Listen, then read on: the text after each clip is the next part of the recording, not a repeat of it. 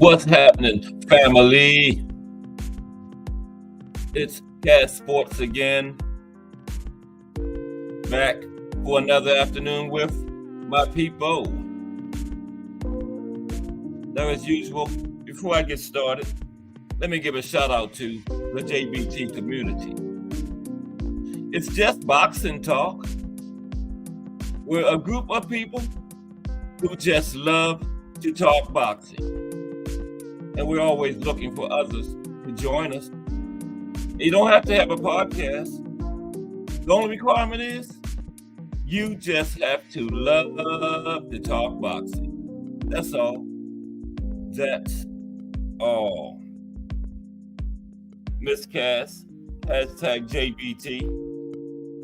Al Booger, the Mighty Rise Podcast, hashtag JBT. Justin James, hashtag JBT. Mike Masick. Salute to everybody, and welcome to another episode of Cat Sports, the Box Historian. This is the Friday afternoon edition. How's everybody doing this Friday afternoon? Welcome into the building. As you know, if it's Monday through Friday, 2 p.m., it's the Box Story. And that's me, your friendly neighborhood box historian, talking all that boxing history. Now, we had the JBT panel discussion yesterday, was a smashing success. Wow. Had a panel full of people. Had a good conversation for the entire 2 hours. I dropped the link like 10 after 2 as soon as I got in here almost. Jay Hardcore brought a truckload of people over here with him. Jay Hardcore cooked all the way up to when I started, handing the baton straight to me yesterday. I thought I was wrong. Let me make sure I'm in Cat Sports. Yeah, but we right up on the weekend. 2 cards tomorrow. And of course, today is Friday, so the profile day. And it's none other than Marvelous Marvin Hagler. You see that call comes every day at this time. But Marvelous Marvin Hagler, the spam, by the way, will be the profile in the middle of the 4 Kings. We did Thomas Hearns, Roberto Duran, now Hagler, so you know who's next week. Sugar Ray Leonard. But today is Marvelous Marvin Hagler. So we got 2 cards tomorrow. And we had a great conversation yesterday about the state that boxing is in. And somebody brought up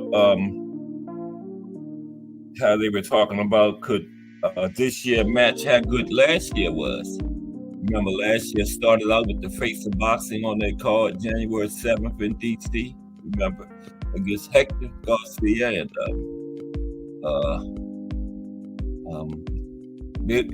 what's his name? The guy that David Menez Boo Boo was on the card? Yeah.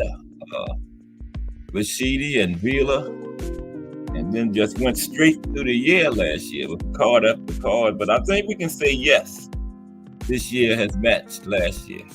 Especially with what's on the schedule now, man. Can't get over that card on August 3rd. Bud against Matrimove and Pitbull Rayo. The co-main is Virgil Ortiz and Tim Tszyu. David Morrell and Andy Cruz on the card. I think Andy Cruz is fighting Antonio Moran. Battle of the Fat Boys. Big Baby Miller and Andy Ruiz. Both on the card. Man, that card is just crazy. And that's the Saudis' first card in the United States. So they coming over here Bogart. You know, when I was growing up, you try to take over something, we call it Bogart. And the Saudis is Bogart and this boxing, man. Wow. In LA, first card in the United States is a memorable one. Like Jay Hardcore was saying yesterday, they got the money. Because, you know, most cards, you can only pay the main and maybe get a good co-main. But the rest of the card got to be lesser known fighters because you got to pay these guys. But the Saudis got the money. They can have a card full of main events. Like this one, August 3rd, and pay everybody, right? And then we got the big heavyweight undisputed Showdown. Wow, that's a great card too. We got Carvalho against Frank Sanchez. Ajit Carvalho against Frank Sanchez. That's gonna be a battle. We got the cruiserweights, Jai Apataya against Maurice Breedis. Those are 3 main events right there on that card, man. That was in Saudi Arabia. Having talked about the Face of Boxing card on January 15th. The Face of Boxing against Frank Martin. David Benavidez on that card. Come on, man. Then we got Bam and Juan Francisco Estrada coming up June 29th, man. Anybody say boxing is dead is just not paying attention, because boxing is alive and well, man. Matias, Liam Farrow, that's the same day as the Face of Boxing against Frank Martin. Both of those cards the same day. That's a good problem to have. And then we got tomorrow 2 decent cards. We got I think it's Jose Ramirez and Francis Bartholomew, and we got one from the UK. It's always a card from the UK, you know. So every weekend, there's always somebody over there fighting. But that card starts like 2 p.m. here, so we're gonna be able to get both of them, watch both of them, because it'll be like 7, 8 over there. We like a few hours behind them, so it'll be 2 p.m. here. So we will be able to get that one in. I'm gonna talk about it at 2:30. Just both cards briefly. Then we got to get into Marvin, you know. The marvelous one is the profile today. Yeah. He let's see, won that middleweight title. He only lost once, and he didn't really lose that one. That was the Sugar Ray, remember? They robbed him. Tried to get the rematch, but Sugar Ray ducked him. Thomas Morris in the building. Uh-oh. I was just talking about Thomas. Coach said Sugar Ray won that fight against Hagler. I started to talk about that right at the right time, didn't I, Coach? I thought Hagler was robbed. Coach says, nah, Sugar Ray beat him. But that's how good that fight was. We still talking about it. It was in 87. This is 2024. Still having people debating over it. Now that's the fight there. But they never got the rematch. Hagler was the only Ford King that didn't. That fought the other ones just once. All the rest of them had rematches. But Hagler was the only one that just fought. Had 3 Ford Kings fights, went 2-1. Lost the one that Sugar Ray beat Hearns and Duran. Yeah. But what a series that was. But salute Coach Thomas Morris in the building. Part of that great panel we had yesterday. And we're going to start doing that on Mondays now. The JBT panel discussion, because it's right off the weekend after the fights. I just think that would be the better day to have it, because the fights are fresh in our minds, you know. And it would have been great to have that Monday after Devin and Ryan, but yeah. But that's going to start being Monday next week. The JBT panel discussion. Big success yesterday. We had an all-star panel. Anybody that missed that, man? You missed a good one. One of the better cast sports. Yeah. But today is going to be a good one too. Marvin Hagler. We're going to get started in about 10 or 15 minutes. But everybody okay this Friday afternoon? It's the weekend. 2 cards straight ahead. And man, now that Bud Matchimo, Bud better be careful, man, because all the time is knocking. I'm not saying he's in the door, but he's knocking. And, you know, he can show up at any time, you know. And this guy, I don't think he'll beat Bud, but this Matchimo will give him a tough fight. He's 10-0, but he's got a title, and he earned it. I mean, he didn't just give it to him. Tough guy. I think he's one of those Eastern European fighters.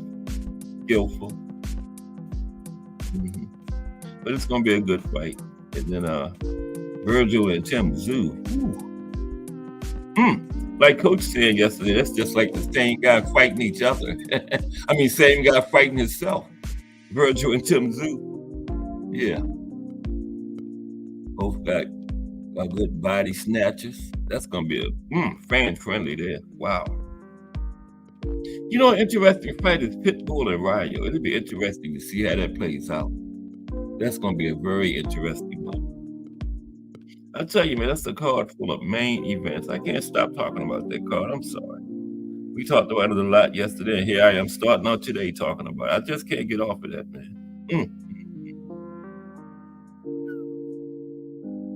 We are in for a treat. In for a treat today, too. Marvin Hagler profile. I got a nice little introduction done for me by Joey Faint, part of our DBT Technological and Analytical team. We got that covered. Joey Faint, Remore, and McQueen. That is a technological analytical team for your ass. Them three. Woo-wee. We don't have to worry about nothing technological, analytical with them, man. Wow. Joey Faints he made me one last week for Roberto Duran, and I don't even think he knew the profile was Roberto Duran. But now I said, Joey, after you did that, you got to make me one every week for every Friday now. So I got the one for Hagler this week. You'll see it. Let me get ready to lead into it. But yeah, that's fire, man. JBT, Just Boxing Talk. They hardcore came up with this good idea for this organization. It's a great organization. Justin says Marvin is one of his top fighters. Yeah. But Sugar Ray, yeah, he should have rematched him, but Sugar Ray said he was retired. Hagler waited over a year. And once Hagler gave up and retired, Sugar Ray came out of retirement the next month. So, I mean, if that's not a duck, what is a duck? There's no such thing as a duck if that's not a duck. You know, he should have waited at least 6 months to make it look good. He said, oh, the coast is clear. A month later came back.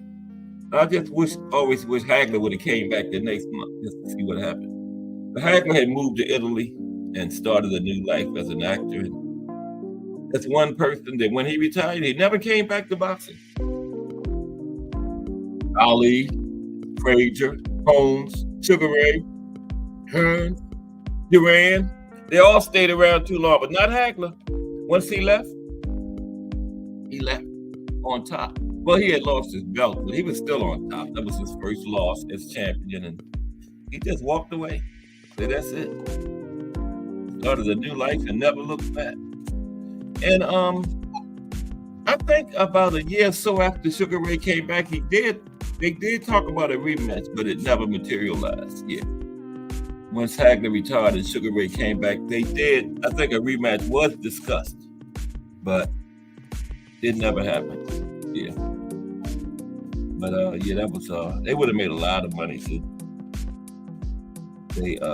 Sugar Ray was the first boxer to gross to make $100 million in purses. Not even counting his endorsements. He was the first one to go over. Not $100 million in one purse, first one to go over $100 million, you know, in all his purses together. He did it at some point in the 80s, yeah. But nowadays, they're making that in one fight. But that was a different time, you know. Yeah. But yeah. Floyd. Canelo, that's his asking price now, $100 million for a fight. It took guys' whole careers to make that back in the day. Yeah. Al Booker says, I don't blame Marvin, the marvelous one. He was so disgusted with the sport by then and for good reason. Yeah, Al Booker. He only got knocked down once in his career. We're going to talk about that too. And he said that wasn't really, he protested that, said it wasn't really a knockdown. I think it was Juan Rodin. He was for Argentina. And I was going to show that to you. Hagler said it wasn't really a knockdown, it was a slip, but it's in the record books as a knockdown. Only one of his career, yeah, but he went down. Had a battle with the Beast, John the Beast Mugabe. Yeah, we're going to talk about all that today. Just a legendary career. Member of the World Boxing Hall of Fame and the big one, the International Boxing Hall of Fame. Yeah. Yeah, I mean, if Marvin Hagler wasn't in there, they shouldn't have had no Hall of Fame. You know, yeah, first ballot. I think he went in the early 90s because he retired in 87, so it had to be like 92. You had to wait 5 years, 92, 93, somewhere around in there. He probably got voted in 92, but it's in here. I'll tell you in a minute. And then he probably went, and because you get voted in 1 year, then the induction ceremony, all that is the following year. So probably around 93, he went in, somewhere around in there. But I got it in here. I don't feel like looking right now. But we're going to touch on all that. About 5 minutes. We got Lonnie Lee coming, Mike Grimm. Jay Hardcore might pass through on his way around the block, you know. Seen the Mighty Rise podcast, the closer in here. Just Do Boxing, the voice is coming. They all stop still. Remo, hashtag Let's Talk Fashion. He's in here. I mean, he's at work, but he'll be in here. Yep. Got some of my main people already in here. Coach Thomas Morris, Mike Mason, Justin James, Mighty Rise Podcast, Al Booger, and Miss Cass. Hashtag JBT. Yeah. We're going to touch on the fights first. You know, just see who's fighting real quick. Because they got that Virgil and Thomas Delorme tomorrow. They treating Delorme like a stepchild. They already got Virgil's next fight scheduled. Like Delorme is just like a sparring match or a tune-up, a warm-up or something, man. I wonder how that man feel about it. Like, he's just not paying me any attention. Not supposed Delorme wins, although we know he isn't. But, you know, it's boxing, right? You know, suppose he wins, and then what happens? I guess we could still go. I don't know. Would they still have Virgil and Tim Tszyu? I mean, we don't want to see Delorme and Tim Tszyu. I don't know. That's interesting. Yeah. But yeah, Virgil fights tomorrow, and he's already scheduled for that big August 3rd card. So that's very interesting. I've never seen that done before. They might have had the next fight in mind, but I never seen them officially put it on the schedule before. You know, and this other guy, he hasn't even got past him yet. And Virgil, we don't know about Virgil because remember, since he had that illness, I can't pronounce it. And he had to cancel a couple of fights because of that. We saw him, but he only fought like part of a round. Didn't even get out of the first round. So we still don't know about Virgil, right? So hey, Delorme could get in there and upset the apple cart. We don't know if Virgil is right, back, or whatever. We haven't seen him. Remember, he beat the guy that Oscar put in there with the aneurysm. Everybody was mad at Tony Week for a little minute. And then Tony put the story out, said this guy had an aneurysm. I wasn't messing around with that. And so, yeah, he did the right thing. Tony stopped it before anything bad happened because he was going to get the brunt of the criticism if something had happened and the guy went into a coma or something. They're going to be like, well, Tony, you stopped Barroso and Rolly wasn't even landing the punches and let this guy, you know, get hit. So Tony said no. Virgil hit him a couple of times and Tony said, that's it. It's over. And then he put it out. The guy had an aneurysm. Why would they do that? Did they want Virgil to look that good or something? That was ridiculous. But that's Oscar and the Golden Boy protection racket he got going over there. But he put one of his killers in there last Saturday, King Rye. King Rye. What's the latest on the Devin King Rye situation? I saw I think on the Rise last night, Oscar said no to the rematch. I wouldn't give Devin a rematch neither. He didn't get Loma a rematch. I guess the only thing Devin can do is go back to fighting his little over 30 people. Joy Faints. What's up, Joy Faints? Joy Faints. Hashtag Joy Faints 757. Hashtag JBT in the building. That was part of that technological analytical team I was just bragging about. He makes my lead into the profiles on Fridays. He made that one for Roberto Duran last week. I don't even think he knew Roberto was a profile, but he made it, and it was so good. I said, Joy, I need one of them every Friday now. So I got the one for Hagler today. Appreciate you, Joy Finks. And we got Melanie Queen 27 in the building. Oh, excuse me. Yeah, Melanie Queen 27. I was looking at Joy Finks 757. Salute Melanie Queen 27. Welcome to another episode of Cat Sports. It's Marvin Hagler today, and we're getting ready to get into it right now.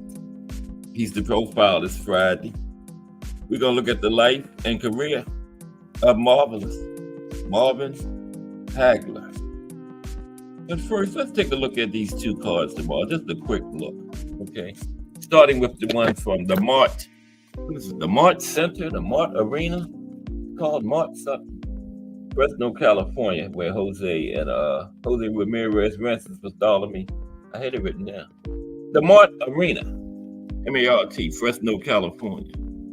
That's where this fight is, and the main event is Jose Ramirez versus Rancis Bartholomew.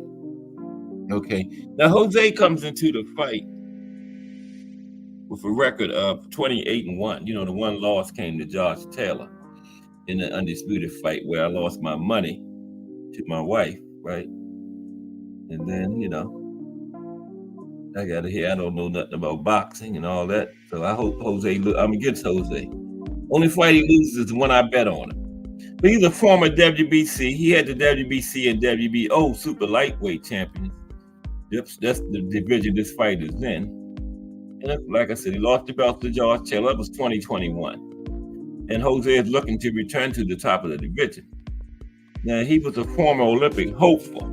Didn't make the team. Wait a minute, I think he did, but he didn't medal.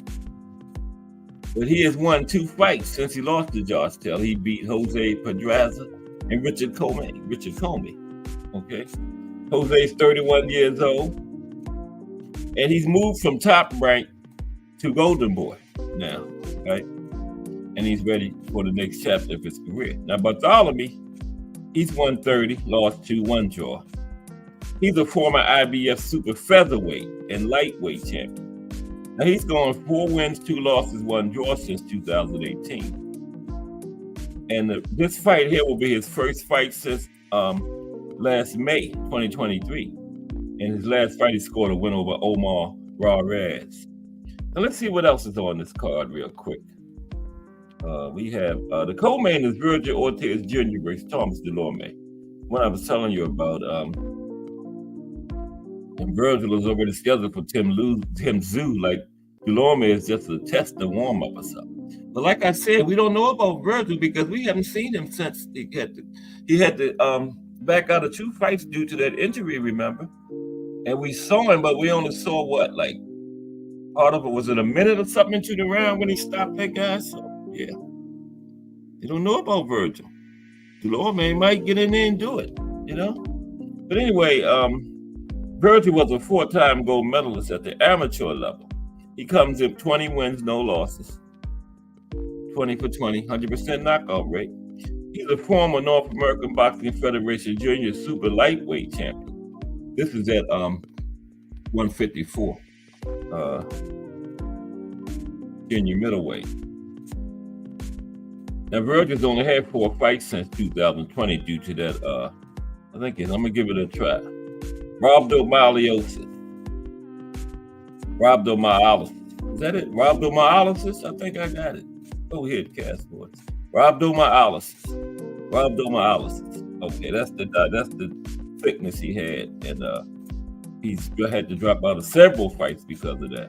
26 years old, like I said, 100% knockout rate, 20 for 20. Now, Delorme comes in at 26 wins, 6 losses, 1 draw. Now, he's a former 2-time world title challenger. Haven't had the belt. He's from Puerto Rico, 2-3 in his last 5 fights. Okay, and he ended a 3-fight losing streak last July. No, in July 2022. Okay. Arthur Duarte versus Joseph Diaz Jr. JoJo back in there. This fight is at lightweight, super lightweight, 140. Duarte has 26 wins, 2 losses, 1 draw. Okay. 21 fights by knockout. From Mexico. He had an 11-fight winning streak before he lost to Ryan Garcia last December. Okay, JoJo is 23-5-1. He's an accomplished veteran. Okay, 2011 U.S. national champion in the amateurs. He's had the WBA featherweight strap and the IBF super featherweight strap. JoJo is 31 years old, but he's only 1-4 in his last 5 fights, coming off a loss to Jesus Campos just this past February. You got the women's fight on the card too. Marlon Esparza is taking on Gabriela Alanis. Oh shoot, wait a minute. My big fingers again. Let me move that way over there out of the way. Yeah. Now this fight is we got the WBA, WBC, WBO, and the ring titles at stake, women's flyweight division. And Marlon Esparza has all those belts, okay? This is a rematch. The last fight, he took the WBO from Alanis. Now Marlon Esparza is 14-1 on a 7-fight winning streak. She hasn't lost since 2020. 2012 Olympic bronze medalist, okay? Now she won the WBC flyweight title in 2021, WBA and ring belts in 2022. It's like I said, she took the WBO title from Alanis in July 2023. This is an immediate rematch. Now Alanis is from Argentina, okay? She was a national champion, and she won that WBO belt. She lost to Esparza. Alanis won it in 2022. Okay, she had 6 knockouts too. Now she was active against the Esparza in the first fight, but the judges was all over the place, man. So that's why I'm glad they're getting an immediate rematch, because those scores were terrible. Now this rematch was supposed to be last month, but it was nixed due to visa issues. But we're getting it tomorrow. So finally on that card, we got Raul Curiel versus Jorge Moran Jr. This is welterweight division. Okay, and this is for Curiel's North American Boxing Federation welterweight title. Okay, I'm gonna keep tracking it here. I don't want to miss anybody coming in now. Okay, Curiel is 14-0, former Olympian and multi-time amateur medalist. He's from Mexico. He won the NABF title in 2021. I didn't even know he still had that. He has won 12 consecutive fights and 9 straight by knockout. So that might be one that's early in the card. You might not want to miss that one. This guy has 9 straight knockouts. Okay? No, 12 straight knockouts. Excuse me, because he's 14-0. His last 12 by knockout. Really might not want to miss that first one. Ooh. Now his opponent, Moran, is 24-2. He's only won 1 of his last 4 fights. Wow. His last win came in 2021. He's from California. He has 7 knockouts. Okay, that's it for that card. Let's look at the one from the Liverpool, England, real quick. We're gonna get on Marvin. Okay, real quick. Just see who's fighting on this thing. The headline is Peter McGrail versus Mark Leach, and this is from the UK. Okay, just real quick, just to see, just get a look at them. I like to see who's on these cards. If anybody jump out at me or anything. Peter McGrail and Mark Leach are the headliners. Okay, let's look at the main event real quick. Now McGrail, he's a decorated amateur fighter. Okay, he won gold in the amateurs from 2014 all the way up to 2019. 5 years straight, decorated amateur. He's a European and Commonwealth Games medalist. Born in Liverpool, he's fighting at home. He was on a hot streak to start his career, right? In the upset in December, he lost to Jericho O'Quinn. He had a rematch, but O'Quinn had to back out due to personal issues. Now, Leach turned pro in 2014. He's a former English bantamweight and super bantamweight champion. Now, he's fallen on the hard times all of a sudden. On a 2-fight losing streak, looks to return to his winning ways against McGrail. Okay. Who else is on here real quick? Let's go over the names. want to pass nobody up. Okay, we got come on.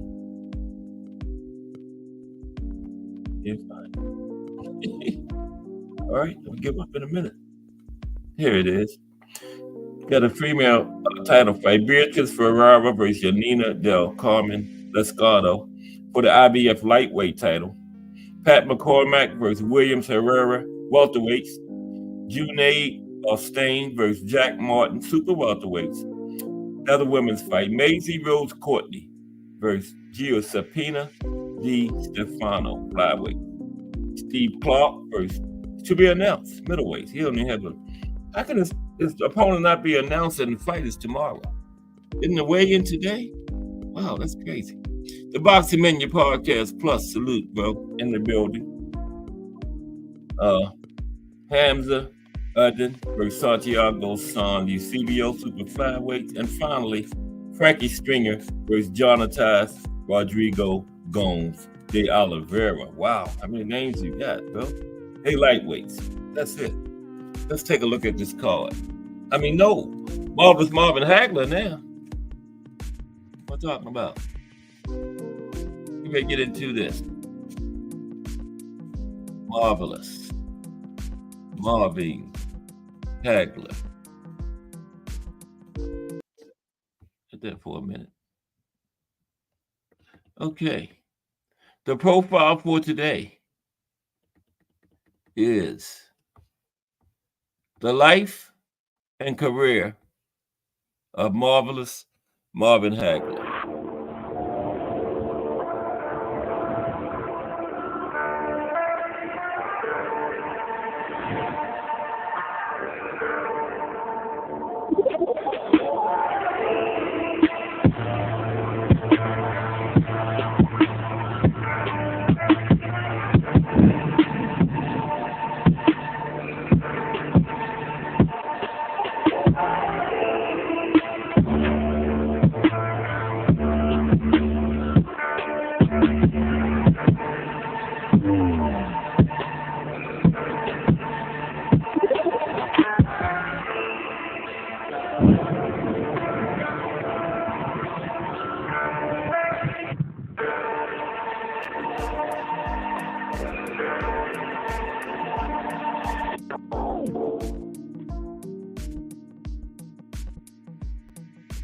Thanks. Hashtag JBT. Appreciate your George. Thanks. By your introduction. Sugar Ray Leonard is next week. Yeah, Joey made their first one. I need one every week now. Okay. But appreciate Joey Fates. Okay, now. The life and career of Marvelous Marvin Hagler. Let's see. The Boxing Menu Podcast in the building. Salute, bro. You know, we'll talk about Marvelous Marvin Hagler today. I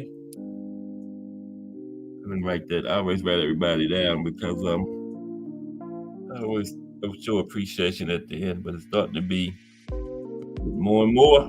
That's what's this going. Pretty soon, I'm not going to be able to write all these people down. But I still appreciate everybody. Boxing Menu Podcast Plus. Everybody resubscribe to the brother because you don't have to do his channel over. If you haven't, please get over there and resubscribe to him. Oh, I knew it was something I had to do. I'm not even ready.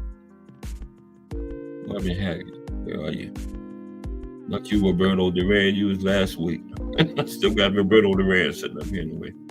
This guy came in my comments and gonna try to tell me I'm wrong. Roberto Duran was started in something in 67. He was 18. And I told him back, man, this is what I do. Roberto Duran was no 18 in 67. He was just born in 1951. I told him, if I say something, it's been researched and verified. Don't come in my comments with that nonsense. You don't know what you're talking about. And then I blocked him. Don't try to tell me I'm wrong. This is what I do. I'm not going to say nothing that I haven't researched and verified in black and white from very reliable sources. Okay?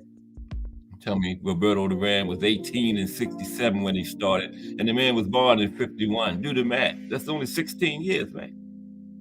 Do the math, man. Come on. Okay, marvelous. The life and career of marvelous Marvin Hagler. Okay.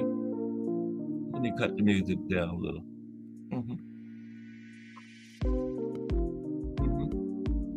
Obviously, he couldn't have known what he was talking about because he was dead totally wrong. You know? They're going to tell the box story, historical facts. I'm not the box. The mayor of U2, Thomas Hill, didn't give me that name for nothing. Okay, not bragging, but, you know, don't do that. So I blocked him.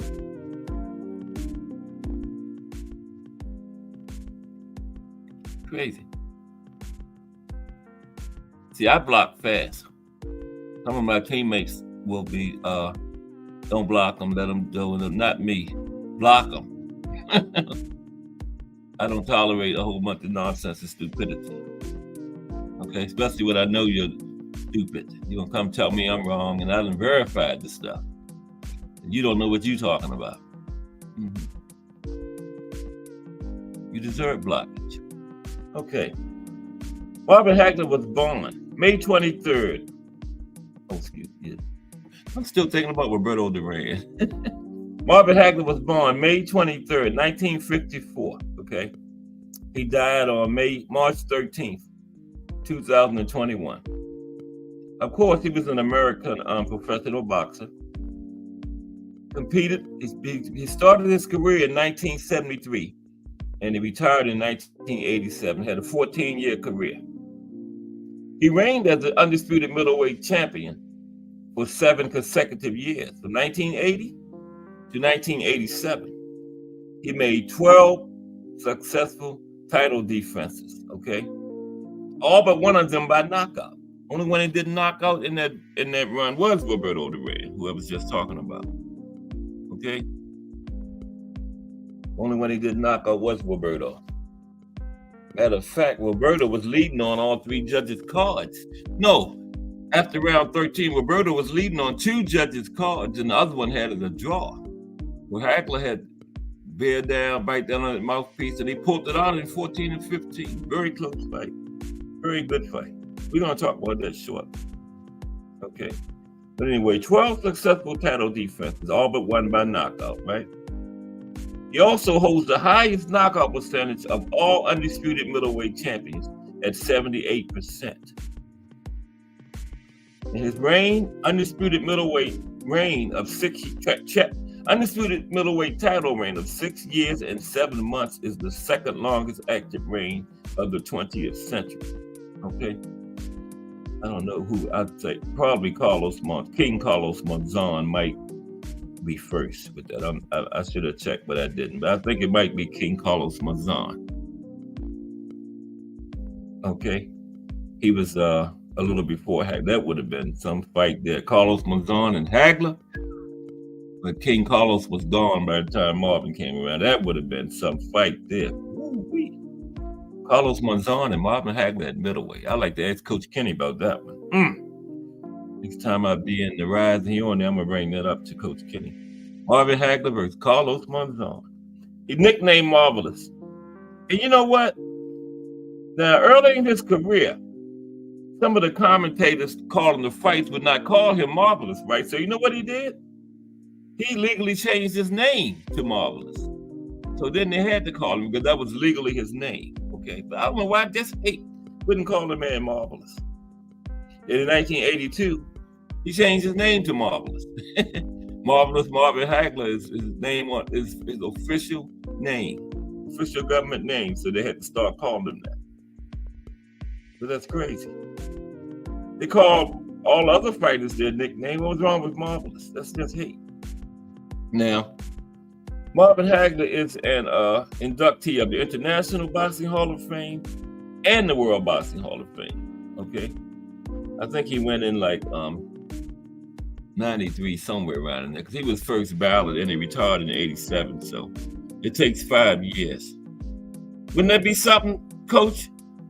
Marvin Hagler and Carlos Monzon. Woo-wee. I couldn't call that one. Wow.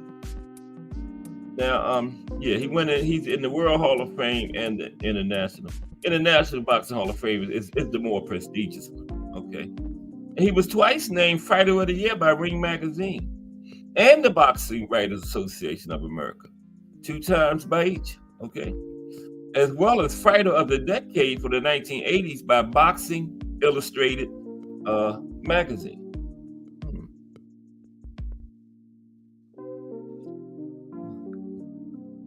My big fingers.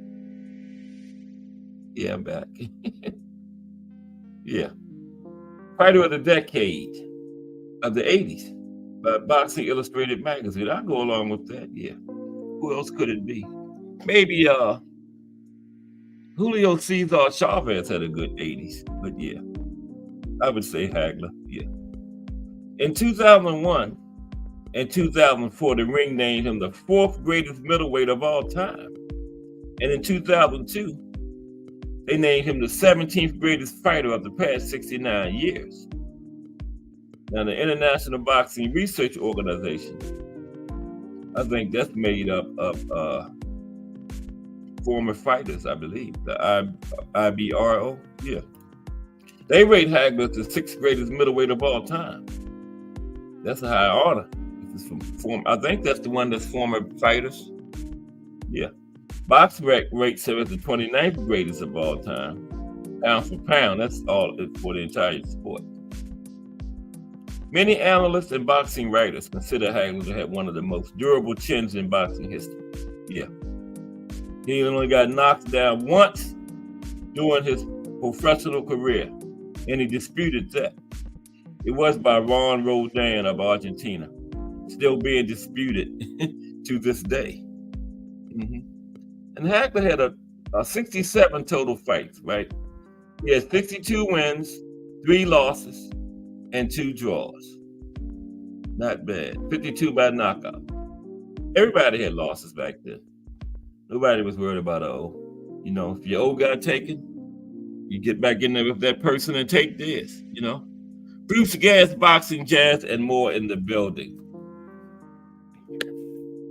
Salute Bruce Gas, part of that all-star panel yesterday. We're going to be doing that on Mondays now, Bruce Gas, the panel discussion. You know, fresh off the weekend and the fights, I think Monday will be a better day for it, yeah. Yeah, you too, Coach. On Mondays now, we're going to be doing the panel discussion. Fights still fresh in our minds and everything, you know, yeah. So that'll be our next show, Monday. Yeah. Okay, let's take a look at Marvin Hagler's early life. Oh, no, that's I got a younger picture of him. Not young, not early, but you know, I don't know where it is. But if we're gonna take a look at his early life, family, you know, siblings, parents, stuff like that. You know, of the marvelous one. Okay, that's the youngest I could find. Now, he was the first child of Robert Sims and Ida Mae Hagler. Like I said, May 23rd, 1954.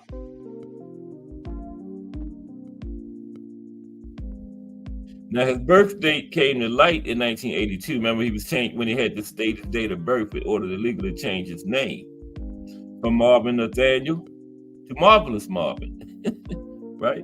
He legally changed his name to that because some of the announcers wouldn't call him Marvelous. I don't know why, but yeah, in 1982.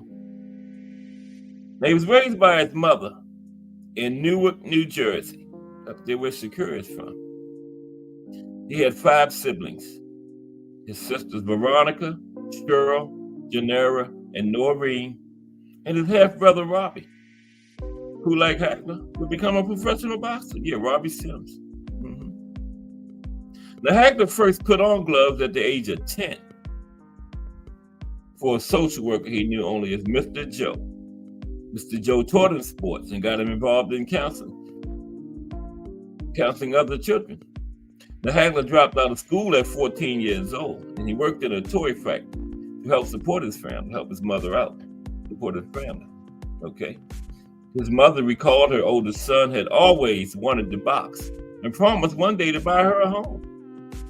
And growing up, Hagler would pretend he was Floyd Patterson or Elmer Griffin. Two good guys to emulate there, yeah. Here's Trump. What's up, Trump? Good afternoon. Welcome back, Trump. Good to see you again. Today we are talking about Marvelous Marvin Hagler. We always do a profile on Fridays of a former boxer. Today is Marvelous Marvin Hagler, one of the four kings. Middleweight champion for 7 straight years, 12 straight title defenses. Only one person went the distance with him, and that person was Roberto Duran, you know. And Roberto Duran was, he wasn't stopped too many times. So, yeah, there ain't nothing to hang your head about going the distance with Roberto Duran, you know. Yeah. Only one to go the distance with Marvin Hagler. Yep. Now, following the riots of 1967, 26 people were killed and $11 million worth of property damage was caused, including the destruction of the Hagler's tenement. His family, they moved to Brockton, Massachusetts, okay? That's where he made his home at, doing his boxing career, Massachusetts. And Hagler was remembering during the riots, he said, looking down on the streets at the looters was almost like watching ants on a picnic table. His mother described the riots as really terrifying. And nobody left the Hagler apartment for 3 days straight. The family lay under one of the sisters' bed during this time with a pair of bullets smashing through the bedroom window and shattering the plaster above the bed. Wow. Hagler and his siblings were forbidden from standing up by their mother, who told her children to stay away from the windows. Yeah, well, that sounds terrifying.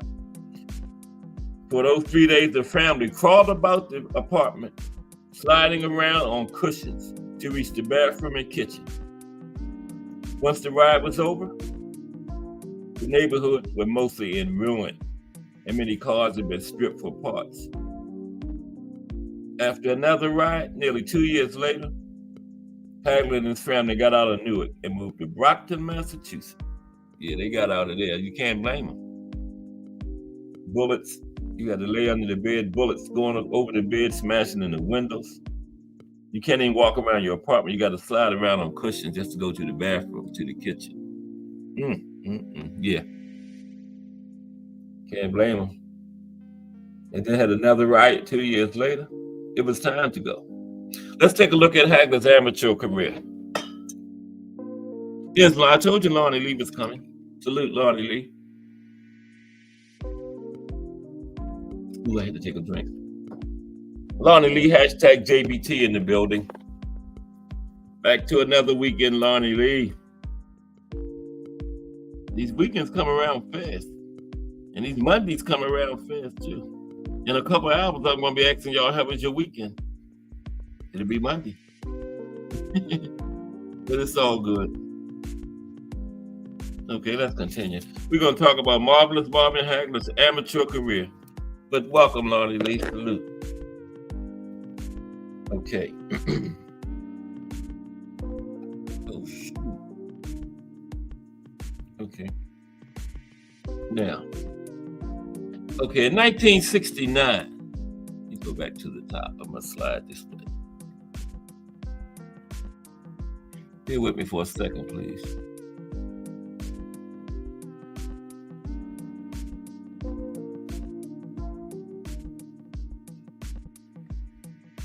In 1969, Hagler began boxing after being in a street fight with a local boxer.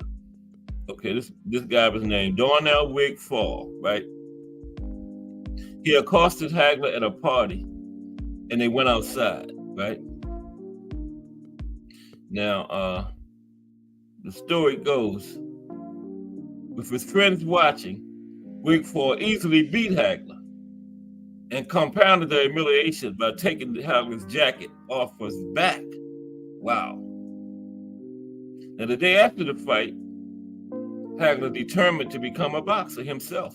Now, he later defeated Wigfall in fights, in the amateurs 2 times, okay, in official fights.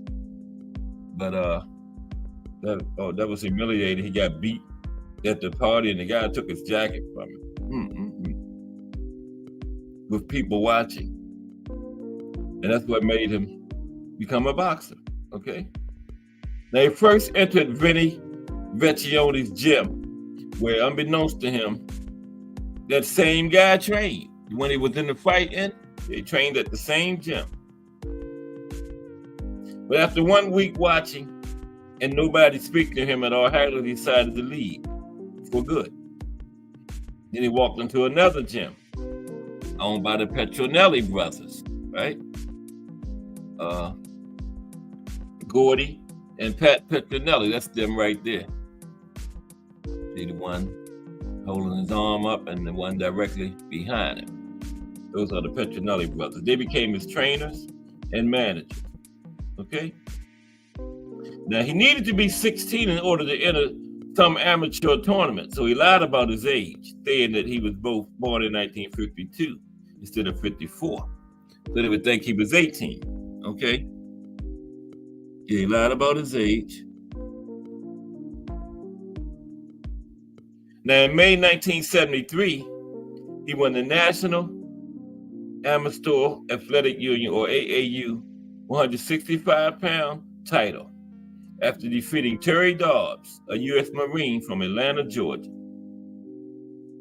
Now, he was voted the outstanding boxer of that tournament, ahead of Aaron Pryor and Leon Spinks, who were both amateurs at the time and were both in that tournament. Yep. Hagler won the outstanding boxer of the tournament ahead of both of them. And he's finished his amateur career with a record of 55-1. Only one loss out of 56 fights. He was the National Golden Gloves light middleweight champion, Lovell, Massachusetts, in March 1973. Okay.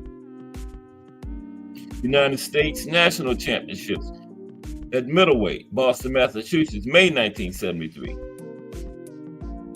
In the finals, he defeated Terry Dobbs by decision. Okay, let's move on to the professional career of Marvelous Marvin Hagler.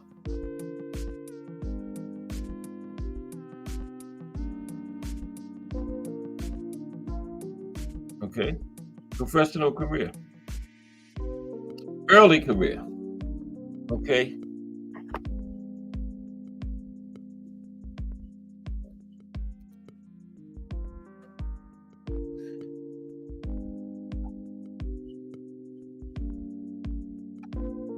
Okay, Hagler was a top-ranked middleweight boxer for many years before he even fought for a title.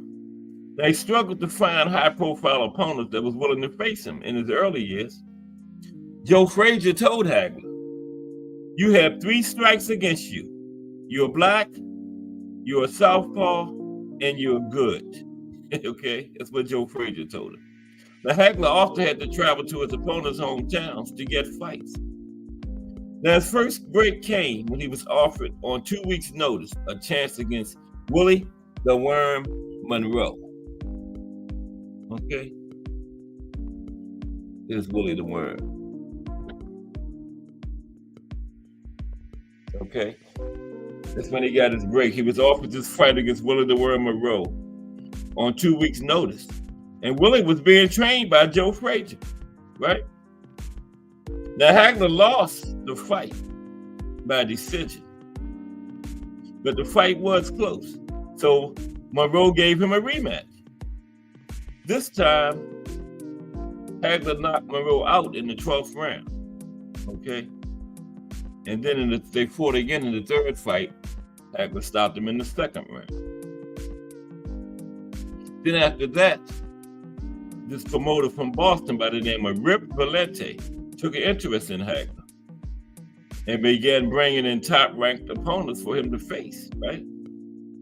He fought 1972 Olympic gold medalist Sugar Ray Seales. This is Sugar Ray. Sugar Ray was 1972 Olympic gold medalist. Now, Hagler won the first time. The second fight was a draw. And then Hagler knocked Seals out in the third fight. See what I mean by back in them days? There was no ducking. And, you know, you lose, you fight the guy again. Immediate rematches, you know? Immediate rematch. So he fought Seals 3 times. Like he won 2 out of 3. One of them was a draw. Then number 1 ranked Mike Colbert. He knocked him out in the 12th round and also broke his jaw. Okay? Then he fought this guy from Great Britain, Keith Finnegan. Stopped him in the 8th round. Finnegan was required 40 facial stitches. See, so once Hagler got his break, he was just walking through people, man. Just walking through them. Broke this guy's jaw. He needed 40 stitches in his face. Okay? Now, then he dropped a controversial decision to a guy named Bobby Boogaloo Watts. Okay? But in a rematch, he knocked Watts out in 2 rounds. Okay? Then he won a 10-round decision over Bad Benny Briscoe, which ultimately concluded his Spectrum expedition. By then, promoter Bob Arum had noticed him, and the Bob father signed him, okay? Couldn't keep him down for long because he started to just walk through people.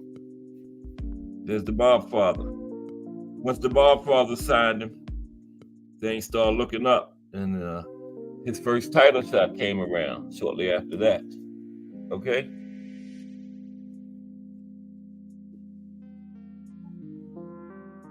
First title shot was against Vito Antuofermo. The only reason I pronounced that, I've heard it so many times. Yeah. Okay, first title shot. November 1979, he fought world middleweight champion Vito Antuofermo at Caesar's Palace in Las Vegas, Nevada. Now, when the fight was over after 15 rounds, most people thought, people at ringside, that is, thought that Hagler had won.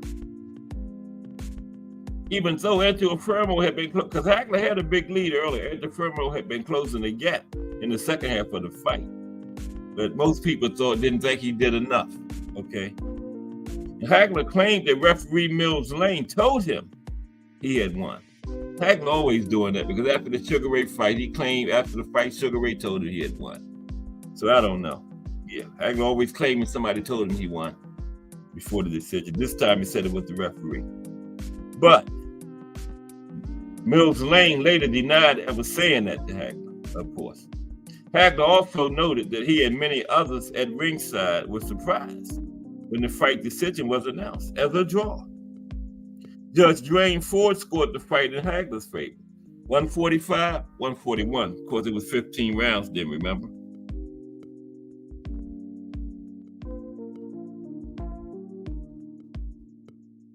Yeah, that's true, Trump. Good point. Yeah, they did run it back and it redeemed itself, yeah. Yeah. Okay, and Dwayne Ford gave it to Hagler, 145, 141, 15 rounds, remember? Judge Darby Shirley scored the fight for Antuofermo, 144, 142. And the third judge, Hal Miller, scored a draw, 143 to 143. Okay. And, you know, the result only added to Hagler's frustrations because Antuofermo keeps the title, right? You know, in a draw, doesn't change hands.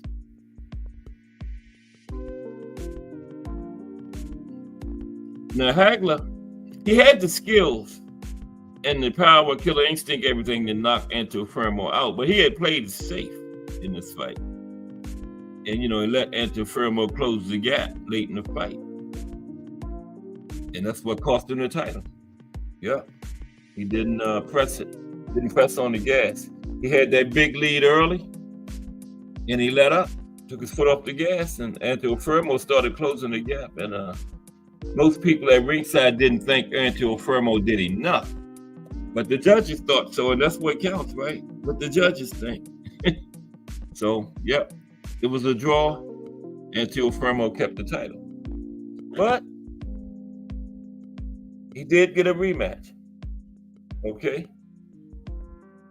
No, it wasn't a rematch. Antuofermo lost the title to Alan Minter, and Minter gave Hagler his second title shot. Right, that's how it happened. Yeah, Antuofermo lost, but he did fight Antuofermo again, but not right away. Alan Minter. He beat Antuofermo, and he gave Hagler his second title shot. Okay. And Hagler had to go to Wembley Arena in England to face him, of course. Yeah, you know, this English guys the same way then as they are today. They get their title, you got to go to England to get it. And they ain't coming out of there. That's just it is what it is. So Hagler went over there to face Minter. And it was a very tense atmosphere. It was stoked further when Minter was quoted as saying, "No black man is going to take my title." And Minter later insisted he meant that black man. What's the difference? No black man is going to take my title. That black man is going to take my title. What's the difference? Anyway, Hagler took command early, and his slashing punches soon opened up a cut on Minter, right? Because Minter was cut prone. The Hagler was dominating the action, and Minter was cut pretty bad. So the referee, Carlos Barrichello, stopped the fight during the third round to have the 4 cuts on Minter's face examined. And Minter's manager, Doug Bidwell, almost immediately conceded defeat, right? Threw the towel in. So once the referee waved the fight off, a riot broke out. I saw that live, man. I mean, I wasn't there, but I saw it on TV live, man. That was crazy. They was more mad at Minter than it was Hagler for quitting. Well, he didn't give up. They threw the towel and he was cut. But the riot broke out among the spectators, man. It was bad. The Sports Illustrated columnist Cleve Gamma described the scene as a horrifying ululation of howls and hoots. Hagler and his trainers had to be escorted to their locker room by a phalanx of policemen, all the while enduring a steady rain of beer bottles and glasses. Same thing was happening to Minter, the English guy. And Hagler had been fighting for 7 years, and that was his 50th fight. He was the world middleweight champion. And he was busy too. He was the busy world champion. He defeated future champion Fulgencio Obarmijas of Venezuela. That's close to his name. By knockout in the 8th round. Then that's when the rematch came with Antuofermo. Okay. Hagler's champion this time. This time he stopped Antuofermo in 4 rounds. Both of those fights were at the Boston Garden near Hagler's home. And that endeared him to the local Boston boxing fans. Okay. Then went up against the Syrian, Mustafa Hanshel. Mustafa Hanshel was a tough customer, man. There's Mustafa. Yeah. Okay. Mustafa Hanshel, who later defeated Wilfred Benitez after Hagler beat him, and Bobby Chaz. And Hanshel put up a lot of resistance against Hagler. And Hagler finally got him in 11 rounds. It was 11 tough rounds. He finally stopped Hanshel in the 11th round. Then William K. Manley was his next opponent. Okay. He lasted 5 rounds. Then Tony Simpson. Another good fight. Hagler was busy. And he fought, the top fighters. Tony Simpson was next. And that was one of the most entertaining fights of Hagler's career to that point. Okay. But Hagler got him out of there in 6 rounds, but it was a tough fight. Then came Wilfred Scipio. Got him out of there in 4 rounds. Okay? And by then, Hagler was a regular on HBO. That was the pay-per-view of that time. Then came one of his big ones, Roberto Duran, the Hands of Stone. Hagler versus Duran. Excuse me for a minute.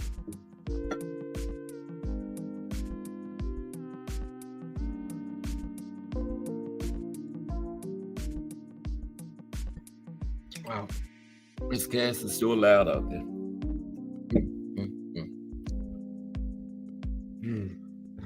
Hagler versus Duran. That was November 10th, 1983. Okay? And Duran was the first person to last the entire 15 rounds with Hagler since he had won the title. Okay? And at the time, Duran was the WBA junior middleweight champion. Okay? And he came up and weight to challenge Hagler for the middleweight crown. Now, like I was telling you earlier, Hagler won a unanimous 15-round decision.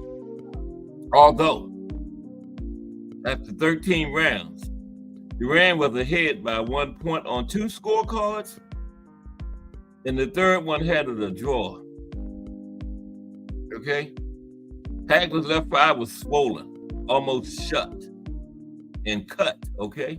He came on strong in the last 2 rounds to win the fight.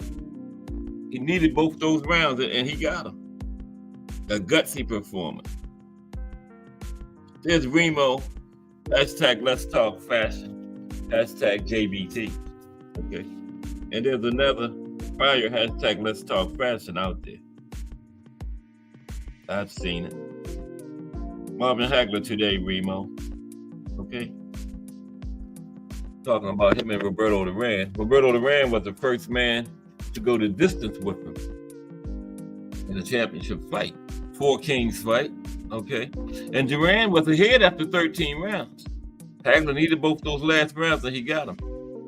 This is how the judges had it. 144 to 142, 144 to 143, and 146 to 145. Very super close fight. Razor thin. Great fight. If you're into watching old fights, watch that one. I've watched it many times. Yeah. I have Hagler winning every time. Yeah. But it was a very good fight. The judges got it right. Mm-hmm. Then he made more title defenses. Okay. Here comes a fight where his only knockdown in his career, Juan Rodan, and he disputed that to his death that he didn't get knocked down in that fight. Okay. And, wait a minute, they're making too much noise.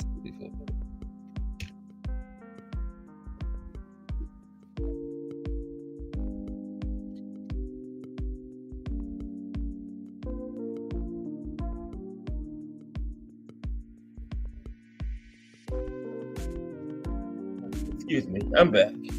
Yeah. Okay. There's a little carried away out there. Okay, Juan Rodan, right? Juan Rodan was his next fight, right? And this is the fight where he got knocked down. Rodan, he's the only man to be credited with a knockdown of Hagler. Okay. This came just seconds into the fight in the first round. Now, Hagler protested bitterly that he was pulled and pushed down to the canvas. But the referee called it a knockdown, so hey, that's what it is, right? Now, Hagler cut Rodan's left eye and then brutalized him for 10 rounds and finally stopped him in the middle of round 10. Now, Sugar Ray Leonard was one of the commentators calling this fight, right? And he told his partner, Barry Tompkins was his commentating partner. Sugar Ray said to Tompkins that Hagler looked older and slower. He said, Marvin might finally be slowing down, Barry. And many people believe this is the fight that gave Sugar Ray Leonard the idea that he could actually win in a fight with Hagler, okay? Yeah. That's when the Sugar Ray first started getting the inkling that, to get in there with Hagler. That Ron Rodin fight, the fight where Hagler got knocked down and everything. Well, he insisted that he was that he was pulled down, right? The Sugar Ray was commentating. Then they had a rematch with Mustafa Hamsho. This time, he got Hamsho out of there in 3 rounds. And Hamsho was angry because he said Hagler hit him with 3 intentional headbutts in the 2nd round, and a 4th in the 3rd round. Okay. No. Hagler, I said it backwards. Hagler got angry because Hamsho headbutted him 4 times, 3 in the 2nd round and 1 in the 4th. Hagler was normally patient and cautious, but he went into a full-out attack and left Hamsho battered and defenseless in a matter of seconds. Okay. Then came the big fight with Thomas Hearns after that, the Hitman. Hagler versus Hearns. This was a 3-round fight that was Fight of the Year. Round 1 was Round of the Year. It was originally called The Fight, ended up becoming The War. Okay? This fight was on April 15th, 1985. Like I said, it was billed as The Fight, and after the fight, it became known as The War. Round 1 was 3 minutes of violence. Within the first 15 seconds of the fight, Hearns landed his best punch, a straight right hand onto Hagler's chin. Hagler stepped back, then came forward. At this point, Hagler began to walk through Hearns' power punches. Okay? Round 2, Hagler was cut on his head from an unintentional elbow. Despite the blood, Hagler continued to push the fight forward. Hearns was fighting hurt as well, having suffered a broken right hand in the last minute of the 1st round. Now the pace continued as before, but now Hearns was backing up, trying to move around the ring. Hearns tried, like I tell you many times, Hearns tried to box. Hearns' trainer, Emmanuel Stewart, later revealed Hearns had a leg massage, much to Stewart's dismay before the fight. Hearns' legs by the end of the round 2, were weakening, okay? Now, a lot of people say Hearns fought the wrong fight, but he tried to box, but Hagler wouldn't let him, okay? Hagler stayed on him. Round 3, the pace slowed until referee Richard Steele called a timeout to have the ringside doctor examine the cut on Hagler's head. The crowd was on its feet for the next 10 seconds before the doctor allowed the fight to continue. Hagler charged the much taller Hearns, drilling in an overhead right behind Hearns' ear. Hearns' legs wobbled, and Hagler was on him quickly. Hearns toppled to the canvas, then rose at the count of 8, but collapsed in the referee Richard Steele's arms, and the fight was then halted. Now, this fight lasted only 8 minutes and 1 second, but is regarded as a classic, okay? One Fight of the Year, 3 rounds, and round 1 was Round of the Year. That was just a classic. Next, he fought John the Beast Mugabe. Okay, here's the Beast, John the Beast Mugabe. And Mugabe was an Olympic silver medalist, okay, from Uganda, right? And coming into this fight, Mugabe was 26-0, 26 knockouts, 100% knockout rate.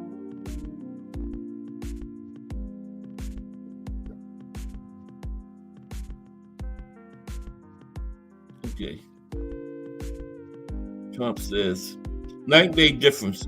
Tommy versus Hagler, Hearns versus Leonard. Hagler versus Leonard, who held for dear life. Yeah, that's a good point, Trump. Yeah, Leonard, he couldn't pin Leonard down like he did Hearns. Leonard moved and grabbed, moved and grabbed, grabbed and moved, grabbed and moved. Yeah. Very, very good point. Night and day difference between those two fights. But Leonard is coming up next, yeah. But right, this Mugabe was after Hearns, okay? Now, Mugabe had a 100% knockout rate, 26 for 26 coming into this fight. He was the #1 contender. of all three major bodies, because all we had then was the WBA, WBC, IBF. WBO hadn't came into existence yet. So Mugabe was number one for all of them. Okay, Hagler was undisputed. Now the fight took place on March 10th, 1986, because it was originally scheduled for 1985, but Hagler had an injury, hurt his back. Okay. Now Hagler stopped Mugabe in the 11th round of a brutal fight. Yeah, brutal fight. Many ringside observers, including analyst Gil Clancy, noticed that Hagler was showing signs of advanced ring wear and age, and Sugar Ray was keeping track of that too. He was much slower of hand and foot, and seemed much easier to hit at that point. And he had also completely morphed his ring style from a slick, quick-fisted boxer puncher to a strictly flat-footed stalking slugger to compensate for his loss of speed and reflex. Okay? And at that point, when he fought Mugabe, he was seriously considering retirement. His promoter, the Godfather, was quoted as saying he was expecting Hagler to retire in the face of being challenged by Sugar Ray Leonard. That's what the Godfather said. And then Sugar Ray Leonard was next. That was his next fight. Sugar Ray Leonard. Excuse me for a minute. I gotta take another drink. Yeah, Sugar Ray Leonard was after the beast. The Godfather had said Hagler was getting ready to retire. But that Sugar Ray money was too much to pass up, you know. Hagler versus Leonard. Okay? Hagler's next challenger was Sugar Ray Leonard. Leonard was returning to the ring after a 3-year absence. Okay? And Leonard had only fought once in the past 5 years. Okay?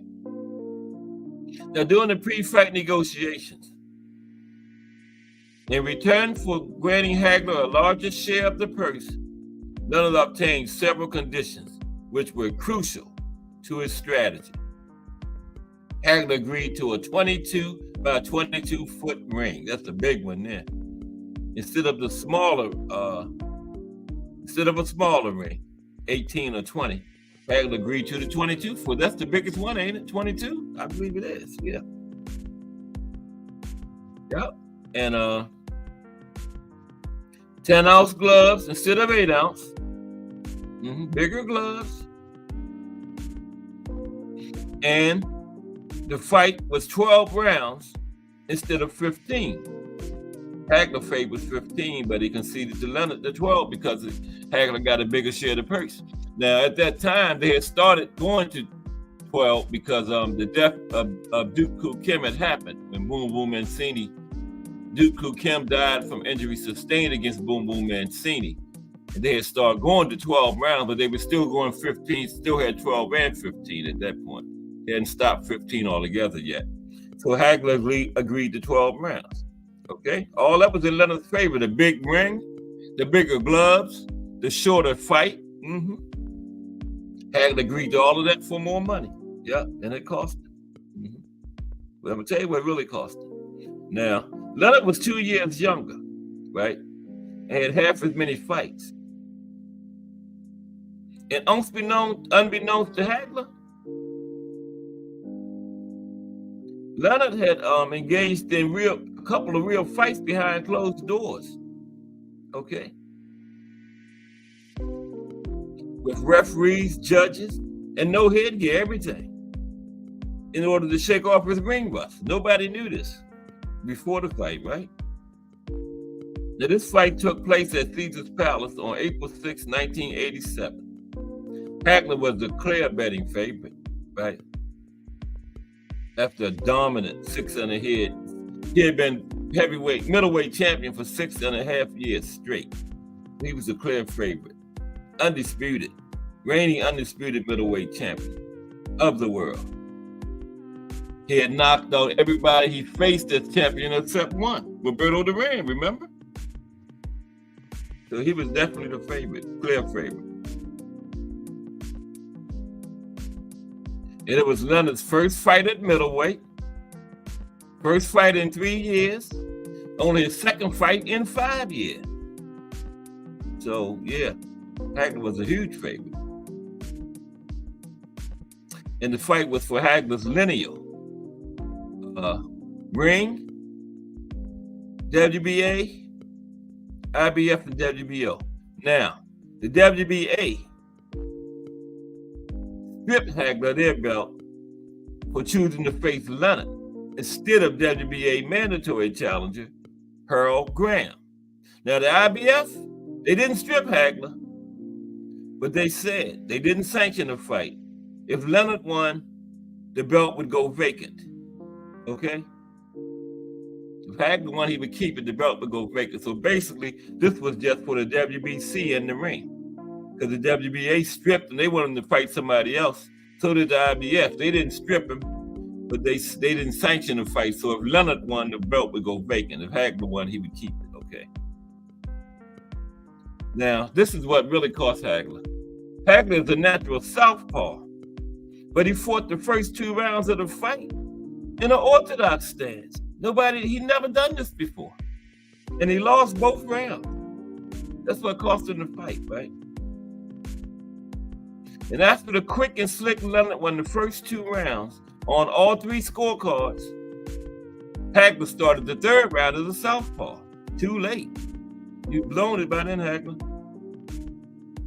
And Hagler did much better when he turned into a southpaw.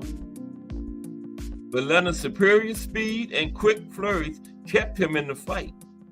But by the 5th round, Leonard was moving a lot, and he was beginning to tire. And Hagler started to close that distance on him. And as Leonard got tired, he began to clinch with more frequency, like Trump was saying.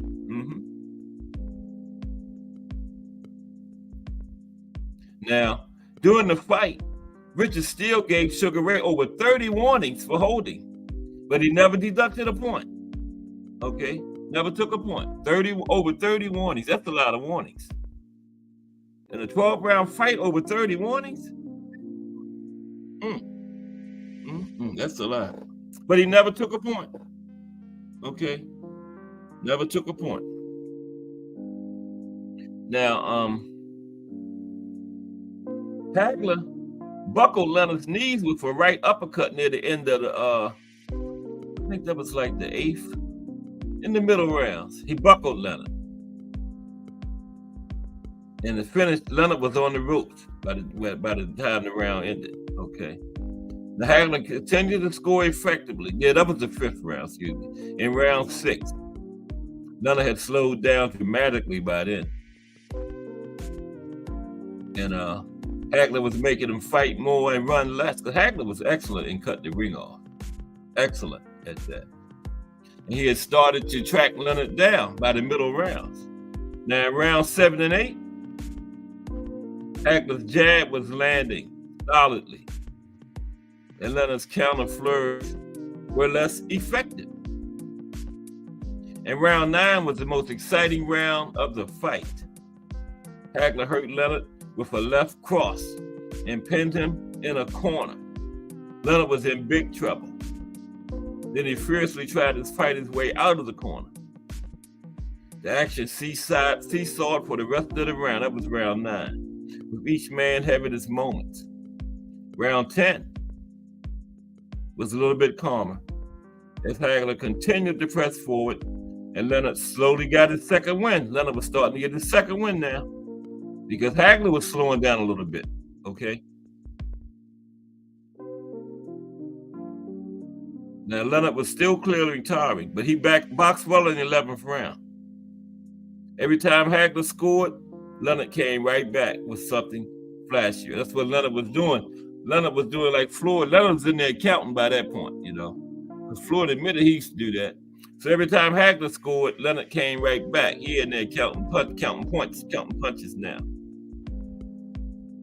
Now, Hagler continued to chase Leonard. He hit Leonard with a big left hand and backed him into a corner. Leonard responded with another flurry and danced away. Hagler in pursuit. And the fight ended with Hagler and Leonard exchanging along the ropes.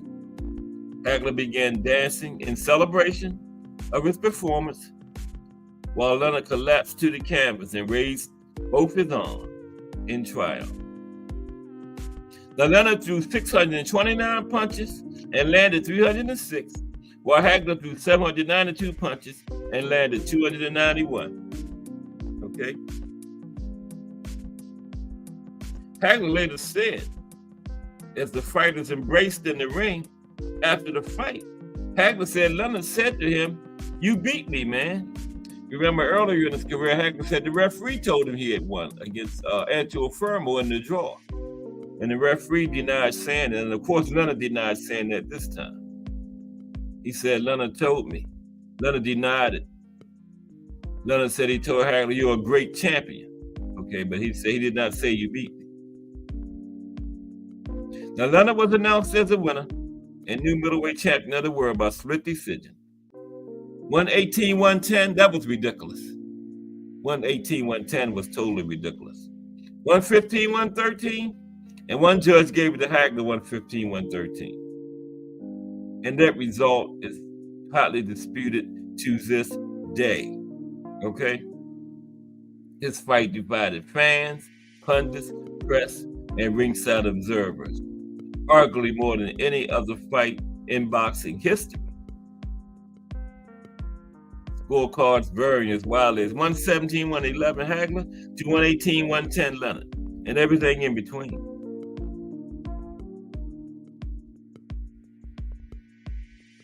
The only near universal agreed upon view about this fight is that Hagler was foolish for starting the fight in an orthodox stance.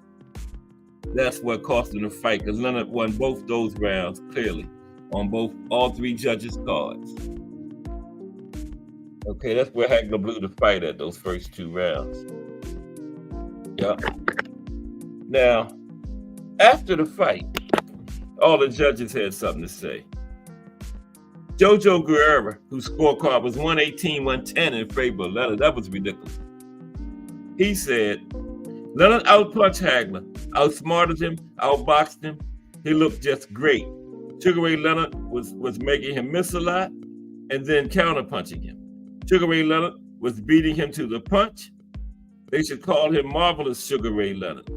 Boxing is the art of self-defense. And Sugar Ray Leonard in command at all times. He was very fast and he was very clever. He made Marvin Hagler come to him. He dictated the fight, but it wasn't no 118-110. No way. Dave Moretti, he's still judging to this day. Dave Moretti, remember? You hear him? There's Dave Moretti right there. He's still a judge. He judged that fight in 87, 2024. He's still a judge. Isn't that crazy? Dave Moretti had to fight 115-113 for Leonard. Okay? And then the third, Dave Moretti said, obviously, Hagler was the aggressor, but he was not the effective aggressor. That's what I be talking about, effective aggressor. So many people don't understand that. I hear so many people say, oh, well, he was the aggressor. He won that round. But being the aggressor don't mean shit. You got to be the effective aggressor. In your aggression, are you landing clean punches and not getting counterpunched? That's effective aggression. But if you're aggressive and getting all pieced up, that's not effective aggression. That don't win your rounds, okay? This guy said Hagler was the aggressor, but he wasn't the effective aggressor. You can't chase and get hit and chase and get hit and get credit for it. Besides, the hardest punches was by Leonard. Then Judge Lou Filippo was the one that scored it for Hagler, okay? He said Hagler was doing all the work. The referee, Richard Steele, warned Leonard at least once every round, over 30 times in total, about holding. Leonard fought in spurts. Leonard would run in and grab and hold. He did what he had to do, but I can't see a guy holding that much and getting points for it, okay?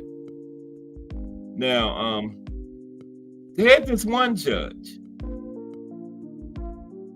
that Hagler's corner was against.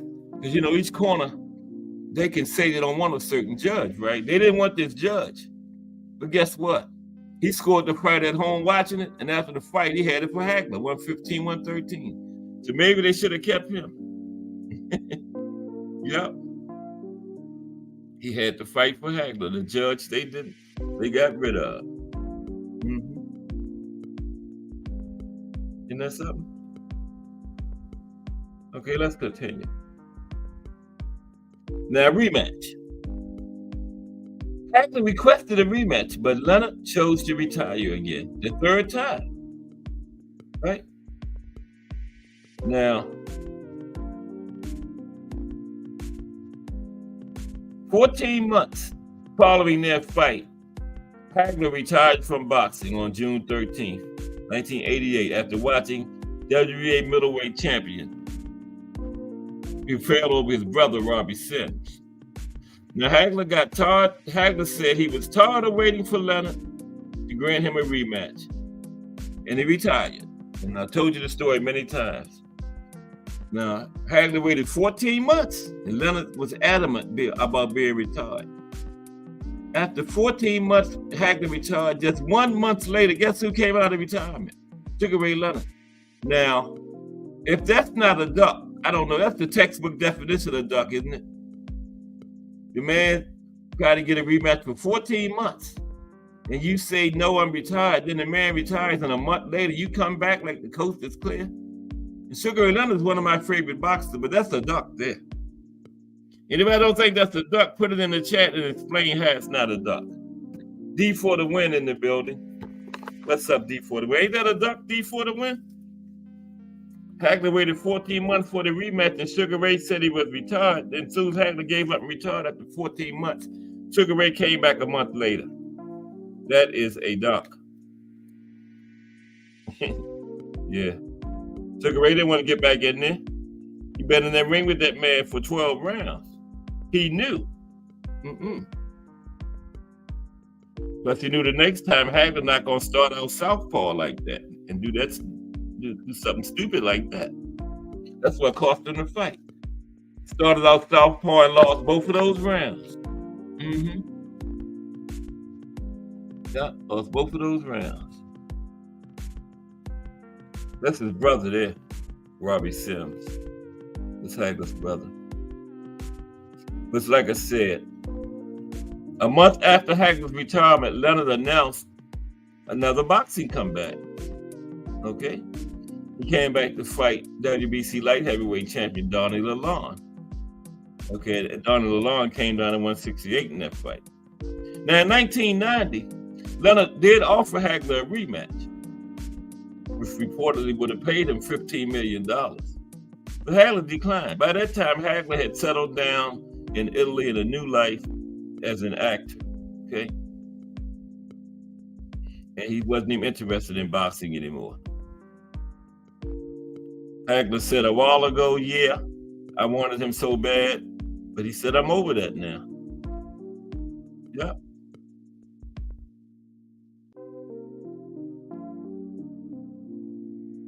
Yeah, okay. Life after boxing. Let's take a look at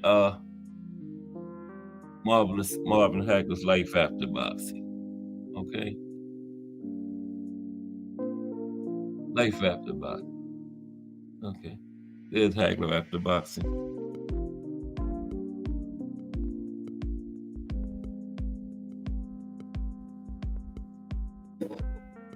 Yeah. Oh, that's not a duck? Oh, I guess he was just scared then. You know, I mean, he could have waited 6 months to come back. He was like, oh, the coast is clear. 1 month later, came out of retirement, man. Hagler's life after boxing. Yeah. I like Sugar Ray too, but you know, they call balls and strikes. That's a duck, man. That's a duck. Yeah.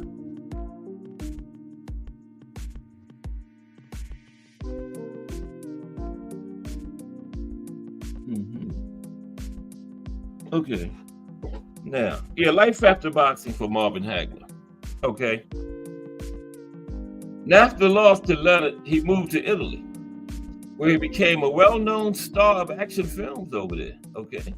His roles included a U.S. Marine in the film Indio, remember that, 1989? And Indio 2, 1991. Okay.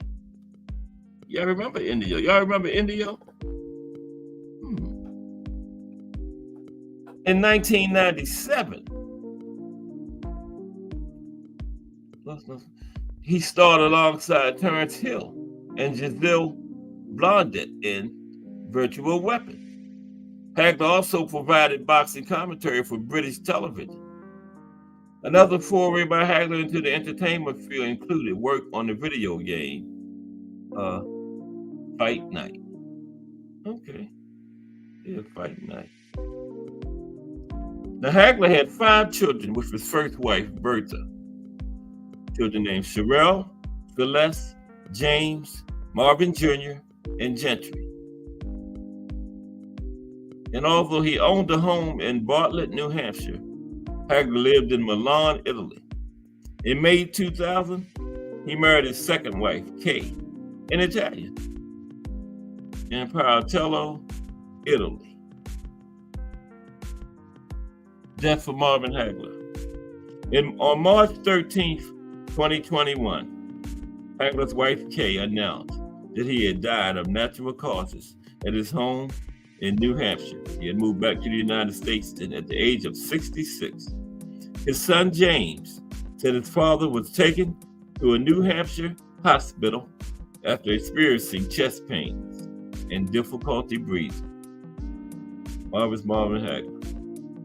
Awards and recognition. Okay, let's see that.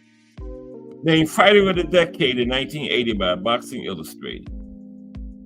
He was named Boxing Writers Association of America Fighter of the Year for 1983 and 1985. Same thing for Ring Magazine, Fighter of the Year, 83 and 85.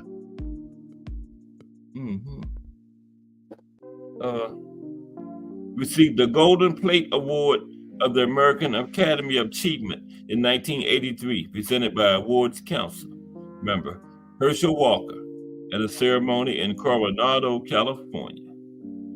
That was 1983. Okay, he was still boxing.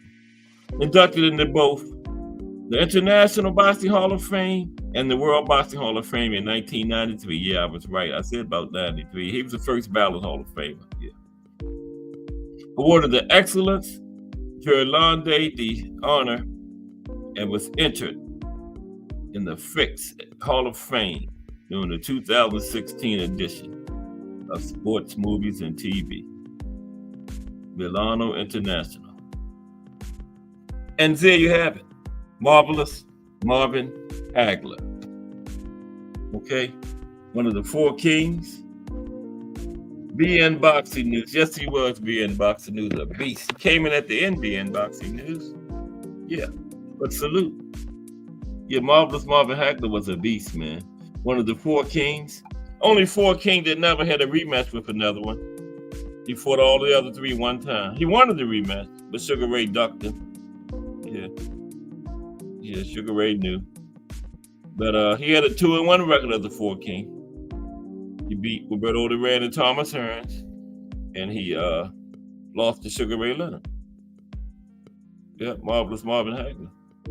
Middleweight champion for 7 years straight, from 1980 to 1987. 12 straight successful title defenses. Only one man went the distance with him doing those 12 defenses. That was Roberto Duran. Stopped everybody else. Yep. He was ducked early in his career, you know. Kind of like if you wanted to like relate, somebody like Boots is nowadays. Nobody would fight him. And, you know, then he was just walking through everybody, and he got noticed by the Bobfather. That's where he got his big break. When the Bobfather signed him, he started getting fights then, you know. And then he had the first fight. First title shot was against Vito Antuofermo, and very controversial draw. So Antuofermo kept the belt. And then Antuofermo got beat by Alan Minter. So then Alan Minter gave Hagler his second title shot, and Hagler stopped him in like 3 rounds on cuts. And that's when they had the riot. I saw that live. Well, I wasn't there, but I saw it on TV. called the Wide World of Sports. And them people went crazy, man, throwing chairs, beer bottles, everything at them. And security had to get Hagler. They was throwing that mentor too. They was mad because their champion lost, and they lost on cuts. You know, they stopped it, right? And then he went on, and that's when he went on. He got his title and just went walking through everybody. Big names. Ron Rodon. Well, Ron Rodon was the fight where his only knockdown of his career. And Hagler disputed that to his death, that he wasn't knocked down. He said Rodon pushed him down, right? There it is. But it's in the record books as a knockdown, right? Okay. Then he beat names like John the Beast Mugabe, Bobby Ches, the Hitman Thomas Hearn, Roberto Duran. Okay. Only lost one time as champion to Sugar Ray Leonard. And he's one of those guys that, unlike Ali, Frazier, Sugar Ray Leonard, Hearns, all them other, Roberto Duran, he didn't stay around too long. Once he got out, he stayed out, you know. Never looked back. Okay. Even Sugar Ray offered him $15 million finally in 1990 for a rematch. By that time, Hagler said he was done with boxing. You know, had no interest to return. So, yeah, he had moved out of the country, living in Italy happy. Had a new wife from Italy. He said, "Nah, Sugar Ray, keep your money." And kept it moving. And he died in, I think it was 2021, right? Yeah. Yeah. 66 years old. Yep. Yeah. 2021, 66 years old. Died of natural causes. His son said he rushed him to the hospital. He had moved back to the United States by then, living in New Hampshire then. And his son said Hagler was experiencing chest pains, and he rushed experiencing chest pains and difficulty breathing, and he rushed into the hospital where he died at March 13th, 2021, 66 years old. Mm-hmm. That's young. I'm damn near that myself now. Yeah, so Marvelous Marvin Hagler, one of the great ones, man. One of the great Four Kings, legendary fighter. And he also had a break with it because he started boxing because he was got in a fight with a guy at a party. And the guy beat him up in front of his friends and took his jacket from him. And then he went to a gym the next day. That guy was actually a boxer at that gym. And he beat that guy twice in the amateurs, the one that took his jacket. But he ended up fighting out of another gym, and that's where he ran into the Petronelli brothers. That was another big break. They ended up being his manager and his trainer for the rest of his career. All the Four Kings had legendary trainers, though.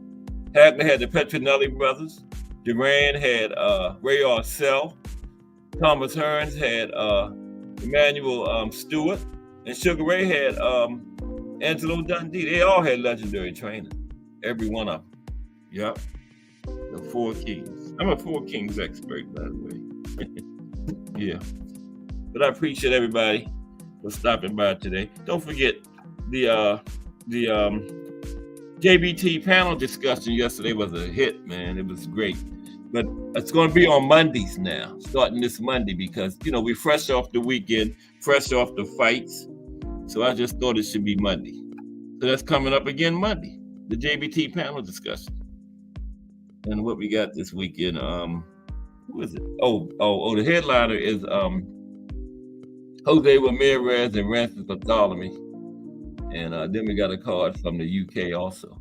Now, Virgil Ortiz and Thomas Delorme is on this card. They treating Thomas Delorme like a stepchild. Because everybody looking forward to Virgil and Tim Tszyu in August, like Delorme is just like a warm-up or something. That's crazy, man. And we don't know about Virgil because since he had that, rhabdomyolysis? I'm showing off now, rhabdomyolysis. Got that big word. I heard so many people say it. That's the only reason. But anyway, we don't know about Virgil because we haven't seen him since he had to cancel these fights because of that sickness, because the fight we saw him in didn't even go one round. So Maybe Delorme might get in there and get the job done. It might not be the Virgil, might not be their old Virgil. So they're taking a big risk just already setting this thing up on Tim Zoo in August. We don't know what we're going to get out of Virgil. He stopped this guy with the aneurysm. Tony Weeks stopped it in the first round, remember? But Virgil hit the guy once and came close twice, and Tony Weeks said, that's it. Y'all not putting that on me. So maybe he's not the same. Suppose Delorme getting in and stop him. We don't want to see no Tim Zoo and Delorme. They just treating Delorme bad, man. Just they got Virgil's next fight already scheduled, and wow. I guess Delorme like, what about with me? Oh, you just a warm up, Delorme. But it's tomorrow. We are going to see what happens. And they also got Jojo Diaz and Oscar Duarte, the one Ryan fought last. Bruce Gas said the Golden Boys geared him up to be their next Mexican star, Duarte. So he's going up against Jojo tomorrow. Jojo has lost Jojo is on a bad losing streak. I think Jojo is 1-3 or something in his last 4 fights. So I'm not sure. But yeah. Jojo is a veteran. That's tomorrow. Then we got a card from the UK also. There's always a card from the UK though, so always. Delorme can't catch a break. Lost his last fights and has been inactive lately. Yeah, you're right, Trump. Yeah, he's on there tomorrow. Yeah, Trump, you was the one asked about Salvador Sanchez, right? Yeah, he is after Sugar Ray Leonard. I'm doing the 4 Kings now. Sugar Ray Leonard is the last one. So Salvador Sanchez is in 2 weeks.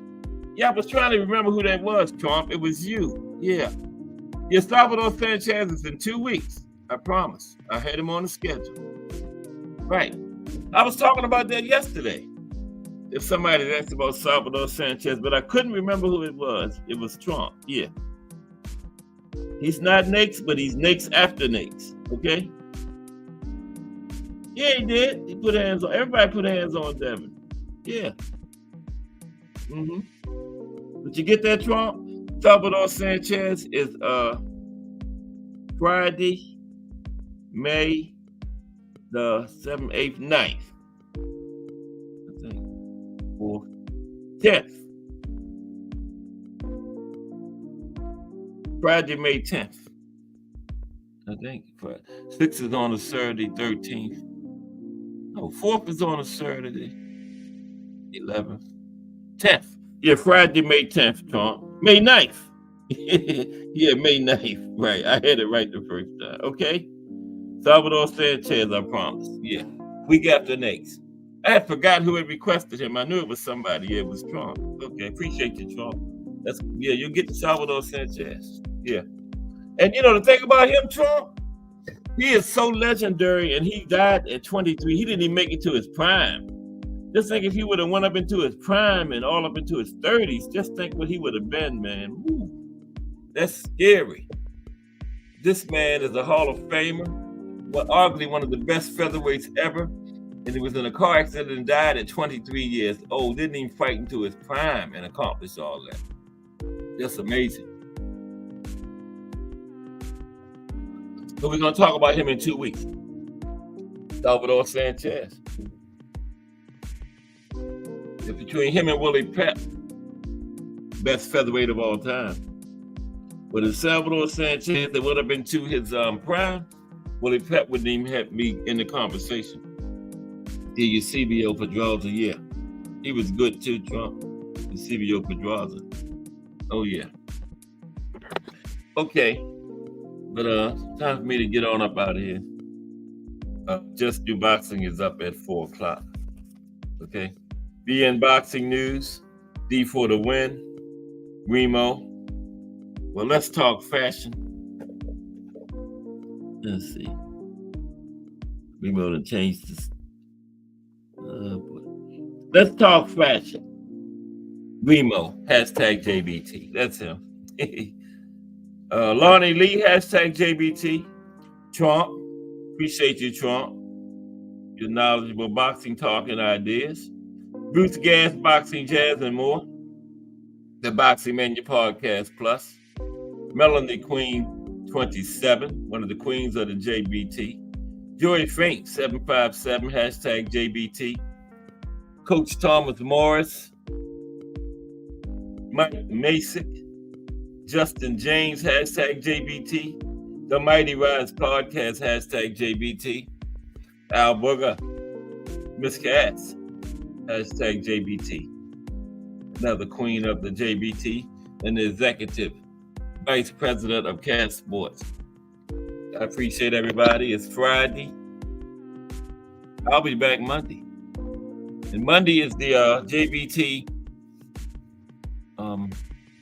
panel discussion, changing from Thursday to Monday. Everybody have a great weekend, but it's still early in the JBT day. We still got some great shows coming up. Just Do Boxing at 4, Hardcore Boxing News at 8, and the Mighty Rise Podcast, the closer at 9. I'll be talking to y'all as the day moves along. But anyway, everybody have a great day and a great weekend too.